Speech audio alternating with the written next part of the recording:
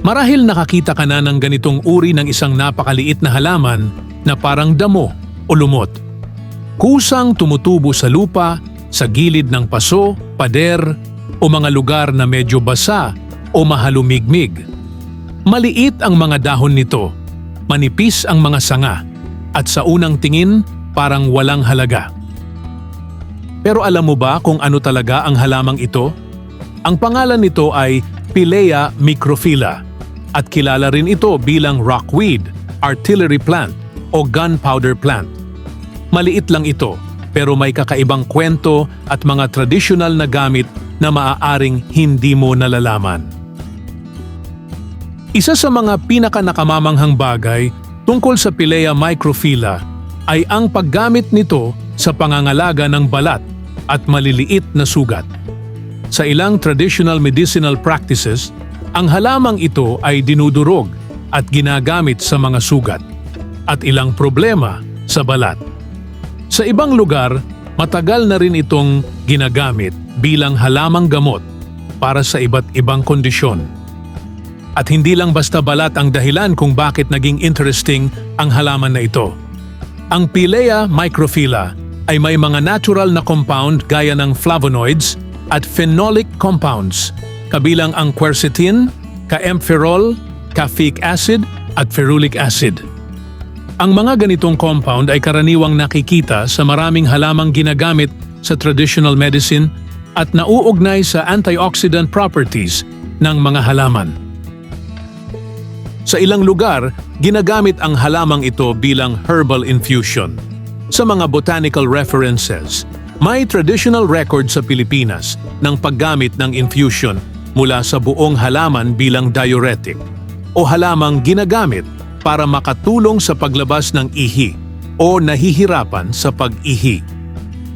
May iba ring traditional medicinal uses na naitala sa ibang bahagi ng mundo, kabilang ang paggamit nito para sa ilang inflammatory conditions at iba pang karamdaman.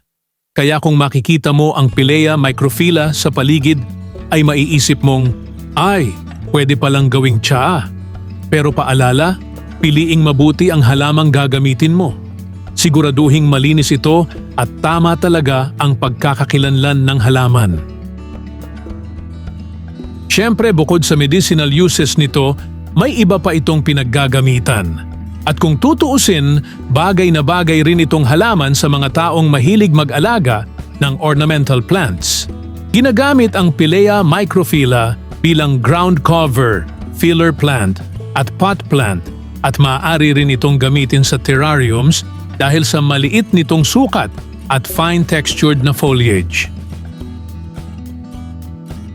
Maaari itong maging annual o short-lived perennial depende sa kondisyon ng lugar.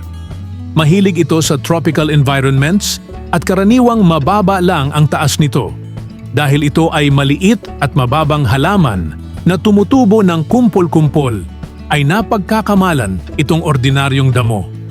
Napakaliit kasi ng mga dahon nito kapag maraming tumubo ng sabay-sabay para lang itong isang berdeng carpet sa lupa. Pero may kakaiba rin sa pangalan nitong artillery plant. Kapag namumulaklak ito, ang maliliit nitong bulaklak ay may mekanismong nakakapagpalabas ng pollen na parang maliit na pagsabog.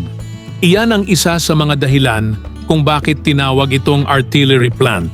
Kaya kahit maliit ang halaman, mayroon pala itong sariling kakaibang paraan ng pagpaparami. Sa Pilipinas, tinatawag itong alabong na madalas makikita sa mga semento o pader. Marami ito sa bansa dahil sa tropikal na klima na angkop sa halamang ito. Gayunpaman, iilan lamang ang nakakaalam na may halaga ito sa ating kalusugan. Walang gaanong gumagamit nito bilang halamang gamot. Pero kung mayroon lamang sapat na kaalaman ang mga tao tungkol dito, ay maaaring ituring ito bilang isang biyayang handog ng kalikasan.